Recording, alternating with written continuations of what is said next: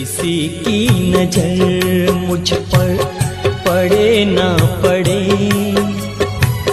प्रभु की नजर का हुआ है असर। ओम शांति। 25 दिसंबर 2025।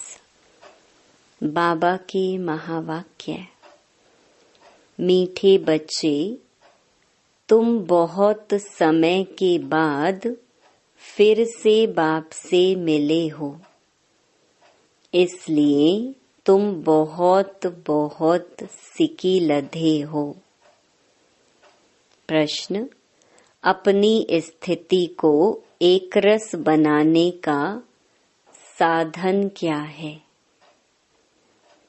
उत्तर, सदा याद रखो, जो सेकंड पास हुआ ड्रामा कल्प पहले भी ऐसे ही हुआ था। अभी तो निंदा स्तुति मान अपमान सब सामने आना है। इसलिए अपनी स्थिति को एकरस बनाने के लिए पास्ट का चिंतन मत करो। ओम शांति। रूहानी बच्चों प्रति रूहानी बाप समझा रहे हैं। रूहानी बाप का नाम क्या है? शिव बाबा। वह सब रूहों का बाप है। सब रूहानी बच्चों का नाम क्या है? आत्मा। जीव का नाम पड़ता है, आत्मा का नाम वही रहता है। यह भी बच्चे जानते हैं। सत्संग ढेर हैं। यह है सच्चा सच्चा सत का संग, जो सत बाप राजयोग सिखाकर हमको सतयुग में ले जाते हैं। ऐसे और कोई भी सत्संग व पाठशाला नहीं हो सकती है। यह भी तुम बच्चे जानते हो। सारा सृष्टि चक्र तुम बच्चों की बुद्धि में है। तुम बच्चे ही स्वदर्शन चक्रधारी हो। बाप बैठ समझाते हैं, यह सृष्टि चक्र कैसे फिरता है। किसको भी समझाओ तो चक्कर के सामने खड़ा करो। अब तुम इस तरफ जाएंगे। बाप जीव आत्माओं को कहते हैं, अपने को आत्मा समझो। यह नई बात नहीं, जानते हो, कल्प कल्प सुनते हैं, अब फिर से सुन रहे हैं। तुम्हारी बुद्धि में कोई भी देहधारी बाप, टीचर, गुरु नहीं है। तुम जानते हो, विदेही शिव बाबा हमारा टीचर गुरु है। और कोई भी सत्संग आदि में ऐसी बात नहीं करते होंगे। मधुबन तो यह एक ही है। वो फिर एक मधुबन वृंदावन में दिखाते हैं। वह भक्ति मार्ग में मनुष्यों ने बैठ बनाए हैं। प्रैक्टिकल मधुबन तो यह है। तुम्हारी बुद्धि में है कि हम सतयुग त्रेता से लेकर पुनर्जन्म लेते लेते अभी संगम पर आकर खड़े हुए हैं, पुरुषोत्तम बनने के लिए। हमको बाप ने आकर स्मृति दिलाई है। 84 जन्म कौन और कैसे लेते हैं, वह भी तुम जानते हो। मनुष्य तो सिर्फ कह देते हैं, समझते कुछ नहीं। बाप अच्छी रीति समझाते हैं। सतयुग में सतो प्रधान आत्माएं थी। शरीर भी सतो प्रधान थे। इस समय तो सतयुग नहीं है, यह है कलयुग। गोल्डन एज में हम थे, फिर चक्कर लगाकर पुनर्जन्म लेते लेते हम आयरन एज में आ गए। फिर से चक्कर जरूर लगाना है। अभी जाना है अपने घर। तुम सिकी लधे बच्चे हो ना। सिकी लधे उनको कहा जाता है जो गुम हो जाते हैं, फिर बहुत समय के बाद मिलते हैं। तुम 5000 वर्ष के बाद आकर मिले हो। तुम बच्चे ही जानते हो यह वही बाबा है जिसने 5000 वर्ष पहले इस सृष्टि चक्र का हमको ज्ञान दिया था, स्वदर्शन चक्रधारी बनाया था। अभी फिर से बाप आकर मिले हैं जन्म सिद्ध अधिकार देने के लिए।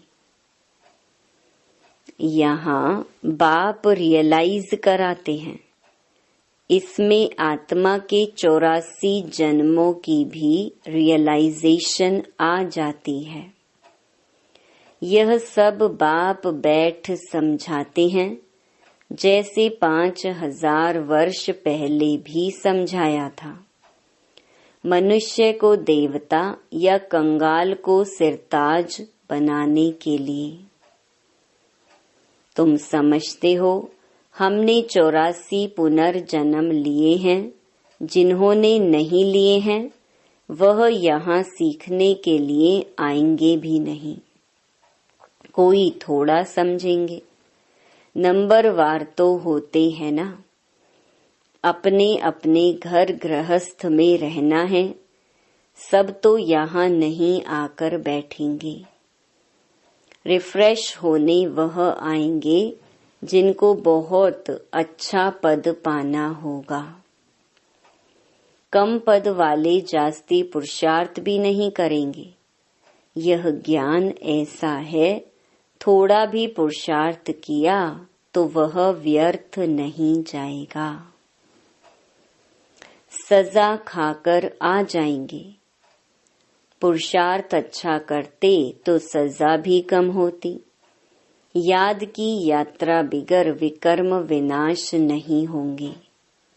यह तो घड़ी घड़ी अपने को याद कराओ।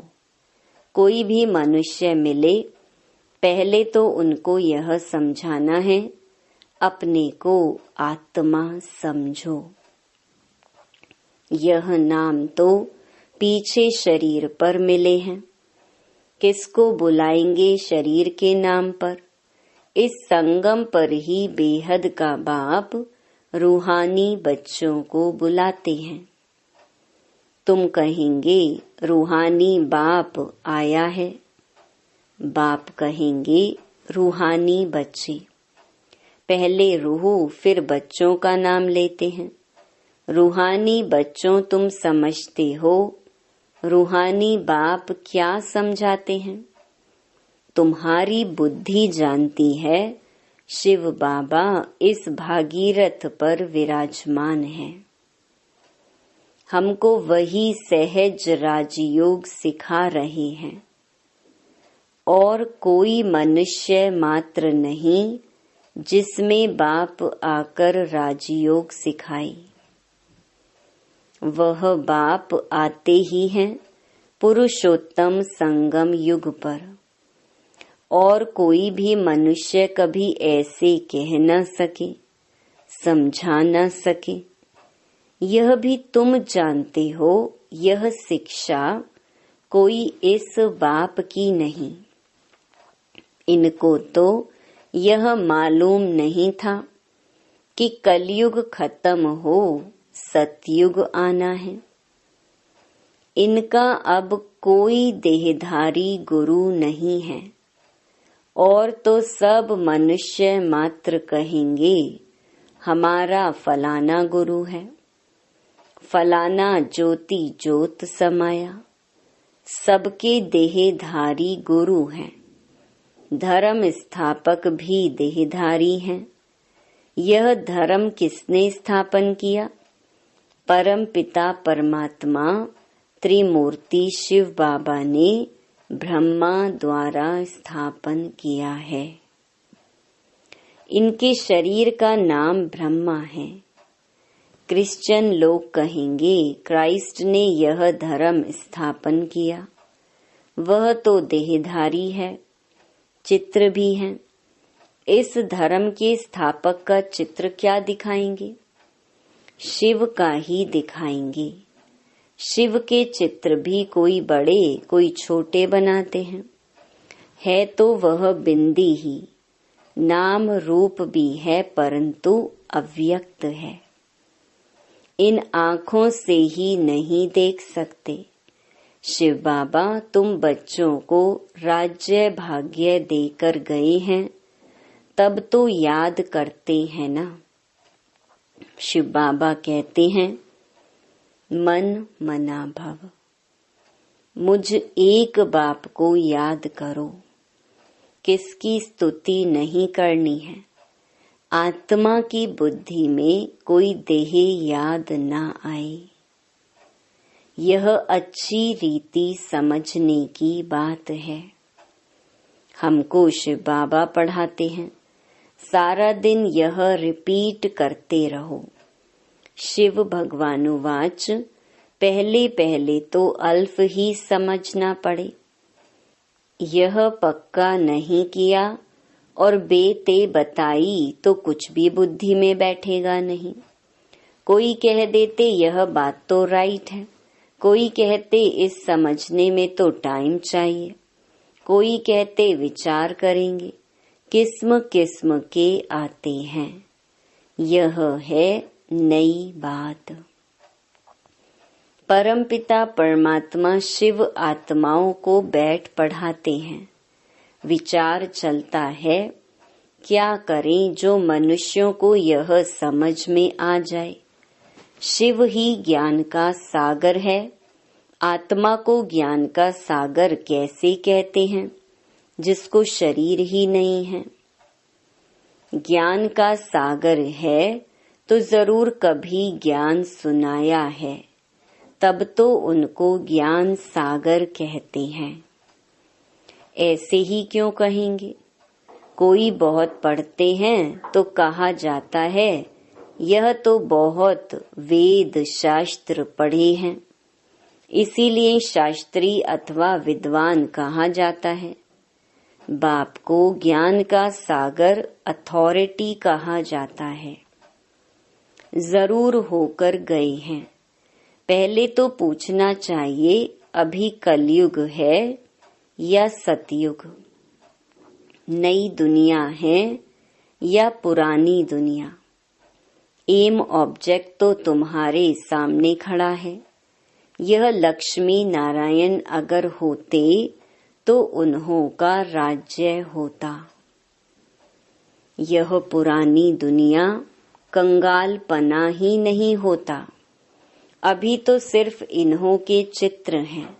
मंदिर में मॉडल्स दिखाते हैं, नहीं तो उन्हों के महल बगीचे आदि कितने बड़े बड़े होंगे।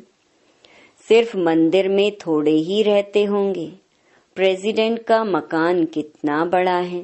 देवी देवता तो बड़े बड़े महलों में रहते होंगे। बहुत जगह होगी, वहाँ डरने आदि की बात ही नहीं होती। सदैव फुलवाड़ी रहती है, कांटे होते ही नहीं, वह है ही बगीचा। वहाँ तो लकड़ियाँ आदि जलाते नहीं होंगे। लकड़ियों में धुआं होता है तो दुख फील होता है। वहाँ हम बहुत थोड़े टुकड़े में रहते हैं, पीछे वृद्धि को पाते जाते हैं। बहुत अच्छे अच्छे बगीचे होंगे, खुशबू आती रहेगी। जंगल होगा ही नहीं। अभी फीलिंग आती है, देखते तो नहीं है। तुम ध्यान में बड़े बड़े महल आदि देख आते हो। वह तो यहाँ बना नहीं सकते। साक्षात्कार हुआ फिर गुम हो जाएगा। साक्षात्कार किया तो है ना। राजाएं प्रिंस प्रिंसेस होंगे। बहुत रमणीक स्वर्ग होगा। जैसे यहाँ मैसूर आदि रमणीक हैं, वैसे वहाँ बहुत अच्छी हवाएं लगती रहती हैं। पानी के झरने बहते रहते हैं। आत्मा समझती है हम अच्छी अच्छी चीजें बनाएं। आत्मा को स्वर्ग तो याद आता है ना। तुम बच्चों को रियलाइज होता है क्या क्या होगा, कहाँ हम रहते होंगे। इस समय यह स्मृति रहती है। चित्रों को देखो, तुम कितने खुश नसीब हो। वहाँ दुख की कोई बात नहीं होगी। हम तो स्वर्ग में थे, फिर नीचे उतरे, अब फिर स्वर्ग में जाना है। कैसे जाएं? रस्सी में लटक कर जाएंगे क्या? हम आत्माएं तो रहने वाली हैं शांति धाम की। बाप ने स्मृति दिलाई, अब तुम फिर देवता बन रहे हो और दूसरों को बना रहे हो। कितने घर बैठे भी साक्षात्कार करते हैं। बांधेलियों ने कभी देखा थोड़ी है कैसे आत्मा को उछल आती है। अपना घर नजदीक आने से आत्मा को खुशी होती है। समझते हैं बाबा हमको ज्ञान देकर श्रृंगारने आए हैं। आखरीन एक दिन अखबारों में भी पड़ेगा। अभी तो स्तुति निंदा मान अपमान सब सामने आता है। जानते हैं कल्प पहले भी ऐसे हुआ था। जो सेकंड पास हो गया उसका चिंतन नहीं करना होता। अखबारों में कल्प पहले भी ऐसे पड़ा था। फिर पुरुषार्थ किया जाता है। हंगामा तो जो हुआ था सो हो गया। नाम तो हो गया ना। फिर तुम रिस्पॉन्ड करते हो। कोई पढ़ते हैं, कोई नहीं पढ़ते हैं। फुर्सत नहीं मिलती और कामों में लग जाते हैं। अभी तुम्हारी बुद्धि में है यह बेहद का बड़ा ड्रामा है। टिक टिक चलती रहती है। चक्कर फिरता रहता है। एक सेकंड में जो पास हुआ फिर 5000 वर्ष बाद रिपीट होगा। जो हो गया सेकंड बाद ख्याल में आता है यह भूल हो गई। ड्रामा में नूंद गया। कल्प पहले भी ऐसे ही भूल हुई थी, पास्ट हो गई। अब फिर आगे के लिए नहीं करेंगे। पुरुषार्थ करते रहते हैं। तुमको समझाया जाता है घड़ी घड़ी यह भूल अच्छी नहीं है। यह कर्म अच्छा नहीं है। दिल खाती होगी। हमसे यह खराब काम हुआ। बाप समझानी देते हैं ऐसे नहीं करो। किसको दुख होगा, मना की जाती है। बाप बतला देते हैं यह काम नहीं करना। बिगर पूछे चीज उठाया उसको चोरी कहा जाता है। ऐसे काम मत करो, कड़वा मत बोलो। आजकल दुनिया देखो कैसी है। कोई नौकर पर गुस्सा किया तो वह भी दुश्मनी करने लग पड़ते हैं। वहाँ तो शेर बकरी आपस में शीरखंड रहते हैं। लून पानी और शीरखंड। सतयुग में सब मनुष्य आत्माएं आपस में शीरखंड रहती हैं और इस रावण की दुनिया में सब मनुष्य लून पानी है। बाप बच्चा भी लून पानी। काम महाशत्रु है ना। काम कटारी चलाए एक दो को दुख देते हैं। यह सारी दुनिया लोन पानी है। सतयुगी दुनिया शीरखंड है। इन बातों से दुनिया क्या जाने। मनुष्य तो स्वर्ग को लाखों वर्ष कह देते हैं, तो कोई बात बुद्धि में आ न सके। जो देवताएं थे उन्हों को ही स्मृति में आता है। तुम जानते हो यह देवता सतयुग में थे। जिसने 84 जन्म लिए हैं वही फिर से आकर पढ़ेंगे और कांटों से फूल बनेंगे। यह बाप की एक ही यूनिवर्सिटी है। इनकी ब्रांचेस निकलती रहती हैं। खुदा जब आएगा तब उनके खिदमतगार बनेंगे, जिनके द्वारा खुद खुदा राजाई स्थापन करेंगे। तुम समझते हो हम खुदा के खिदमतगार हैं। वह जिस्मानी खिदमत करते हैं, यह रूहानी। बाबा हम आत्माओं को रूहानी सर्विस सिखला रही हैं, क्योंकि रूह ही तमो प्रधान बन गई है। फिर बाबा सतो प्रधान बना रहे हैं। बाबा कहते हैं मामेकम याद करो तो विकर्म विनाश होंगे। यह योग अग्नि है। भारत का प्राचीन योग गाया हुआ है ना। आर्टिफिशियल योग तो बहुत हो गए हैं। इसीलिए बाबा कहते हैं याद की यात्रा कहना ठीक है। शिव बाबा को याद करते करते तुम शिवपुरी में चले जाएंगे। वह है शिवपुरी, वह विष्णुपुरी, यह रावणपुरी। विष्णुपुरी के पीछे है रामपुरी। सूर्यवंशी के बाद चंद्रवंशी है, यह तो कॉमन बात है।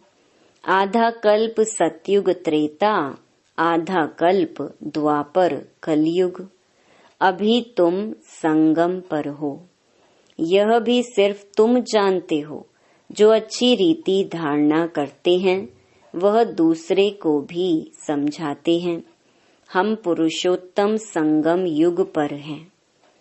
यह किसकी बुद्धि में याद रहे तो भी सारा ड्रामा बुद्धि में आ जाए। परंतु कलयुगी देह के संबंधी आदि याद आते रहते हैं। बाप कहते हैं तुमको याद करना है एक बाप को। सर्व का सद्गति दाता राजयोग सिखलाने वाला एक ही है। इसीलिए बाबा ने समझाया है शिव बाबा की ही जयंती है जो सारी दुनिया को पलटाते हैं। तुम ब्राह्मण ही जानते हो। अभी हम पुरुषोत्तम संगम युग पर हैं। जो ब्राह्मण हैं उनको ही रचयिता और रचना का ज्ञान बुद्धि में है। अच्छा, मीठे मीठे सिकिलधे बच्चों प्रति मात पिता बाप दादा का याद प्यार और गुड मॉर्निंग। रूहानी बाप की रूहानी बच्चों को नमस्ते। धारणा के लिए मुख्य सार। पहला, कोई भी ऐसा कर्म नहीं करना है जिससे किसी को दुख हो। कड़वे बोल नहीं बोलने हैं। बहुत बहुत शीरखंड होकर रहना है। दूसरा, किसी भी देहधारी की स्तुति नहीं करनी है। बुद्धि में रहे हमको शिव बाबा पढ़ाते हैं, उस एक की ही महिमा करनी है। रूहानी खिदमतगार बनना है। वरदान, शुद्ध संकल्प के व्रत दृढ़ता द्वारा वृत्ति का परिवर्तन करने वाले दिल तख्त नशीन भव। बाप दादा का दिल तख्त इतना प्योर है जो इस तख्त पर सदा प्योर आत्माएं ही बैठ सकती हैं। जिनके संकल्प में भी अपवित्रता या अमर्यादा आ जाती है, वो तख्त नशीन के बजाय गिरती कला में नीचे आ जाते हैं। इसलिए पहले शुद्ध संकल्प के व्रत द्वारा अपनी वृत्ति का परिवर्तन करो। वृत्ति परिवर्तन से भविष्य जीवन रूपी सृष्टि बदल जाएगी। शुद्ध संकल्प व दृढ़ संकल्प के व्रत का प्रत्यक्ष फल है ही सदा काल के लिए बाप दादा का दिल तख्त। स्लोगन: जहाँ सर्व शक्तियाँ साथ हैं, वहाँ निर्विघ्न सफलता है ही। अव्यक्त इशारे: अब संपन्न व कर्मातीत बनने की धुन लगाओ। अंतःवाहक स्थिति अर्थात कर्म बंधन मुक्त कर्मातीत स्थिति का वाहन अर्थात अंतिम वाहन, जिस द्वारा ही सेकंड में साथ में उड़ेंगे। इसके लिए सर्व हदों से पार बेहद स्वरूप में बेहद के सेवाधारी सर्व हदों के ऊपर विजय प्राप्त करने वाले विजयी रतन बनो, तब ही अंतिम कर्मातीत स्वरूप के अनुभवी स्वरूप बनेंगे। अच्छा, ओम शांति।